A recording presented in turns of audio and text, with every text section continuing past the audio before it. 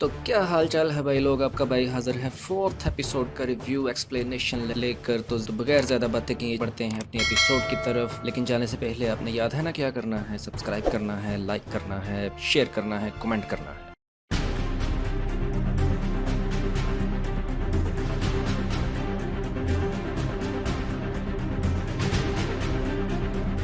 Episode का आगाज़ Wanda के खूबसूरत नाइट व्यू से होता है और हमें 6 साल पहले का बकी दिखाया जाता है, जिसमें बकी अपने वाइब्रेनियम के बाजू के बगैर नजर आता है। यहाँ पर आयो बकी पर हाइड्रो वाला कोड दोहराती है, लेकिन वो एक्टिवेट नहीं होता, यानी विंटर सोल्जर नहीं बनता।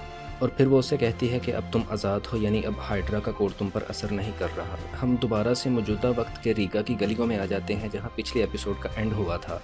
आयो बकी से कहती है कि हमने इतना पैसा और वक्त लगाकर तुम्हें नाई यानी विंटर सोल्जर से बंदा बनाया था और तुमने जीमो को आज़ाद करवा दिया, जिसने हमारे बादशाह को मारा था। बकी कहता है कि किरली को पकड़ने के लिए हमें इसकी ज़रूरत है।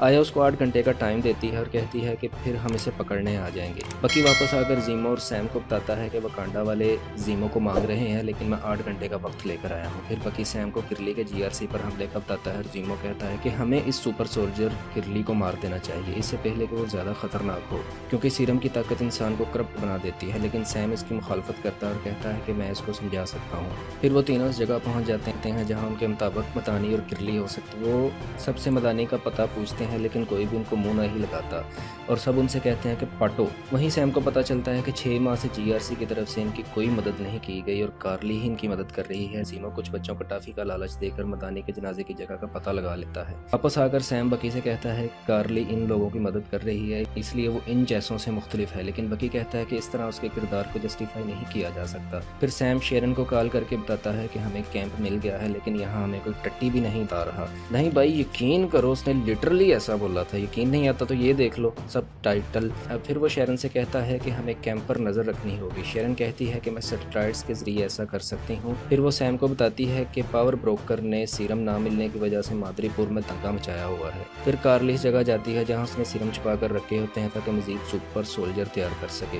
इधर जॉन वाकर और उसका साइड किक भी रीगा पहुंच जाते हैं और इन तीनों से कहते हैं कि कार्ली तुम अकेले का काम नहीं है, हमें भी साथ लेकर चलो। सैम कहता है कि मैं इससे पहले अकेले में बात करूंगा, शायद वो मेरी बात समझ जाए। जॉन उसकी मुखालफत करता है, लेकिन उसका साइड किक उसको समझाता है कि ट्राई करना चाहिए, शायद वो मान ही जाए। फिर इस छोटी बच्ची के जरिए जिसको जीमो ने टॉफियाँ दी थी, इस जनाजे वाली जगह पर वो पहुंच जाते हैं। जॉन सैम को 10 मिनट का टाइम देता है और कहता है कि अगर तुम वापस ना आए तो फिर मैं वहाँ पहुँच जाऊँगा। सैम अंदर जाता है तो जनाजे की कार्रवाई चल रही होती है और 5 मिनट तो इसी में निकल जाते हैं। सैम आकर कार्ली से बात करता है और कहता है कि मैं अकेला ही आया हूँ और उसकी बात समझ भी रही होती है कि जॉन वहाँ आकर गंद डाल देता है, लेकिन कार्ली उसको चपेड़े अगर भाग जाती है और इस लड़ाई में जीमो सीरम की तमाम वेसल्स को तोड़ देता है। तोड़ने से पहले जीमो एक वेसल उठाकर देखता है और मुझे पक्का लगा था कि ये सीरम को खुद पे इस्तेमाल करेगा, लेकिन वो ऐसा नहीं करता। इस जगह पर जॉन वाकर भी आ जाता है और एक वेसल जो कि बच जाती है उसको उठाकर छुपा लेता है।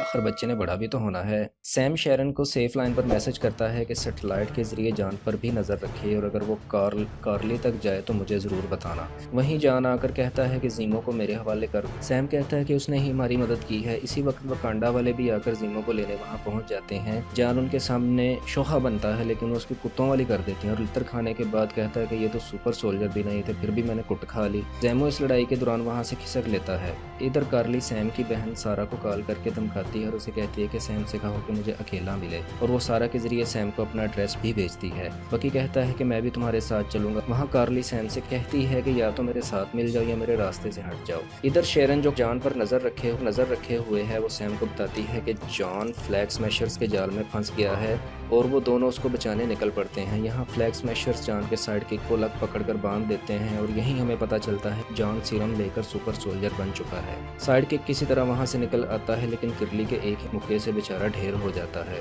और अपना जान वाकर फिर वैशी जट बन। फ्लैग स्मैशर्स का एक बंदा उसके हत्थे चढ़ जाता है, जिसको अपनी शील्ड से ही मार देता है। लोग अपने स्मार्टफोन से वीडियो भी बना रहे होते हैं और यहीं आता है scene of the episode, bloody shield with new वैशी, not captain America but US soldier. Episode समाप्त हुई। बताइएगा कैसी लगी। वीडियो को लाइक जरूर करें। सलाह मशवरा कमेंट्स में। अगली एपिसोड तक के लिए चाओ टाटा बाय।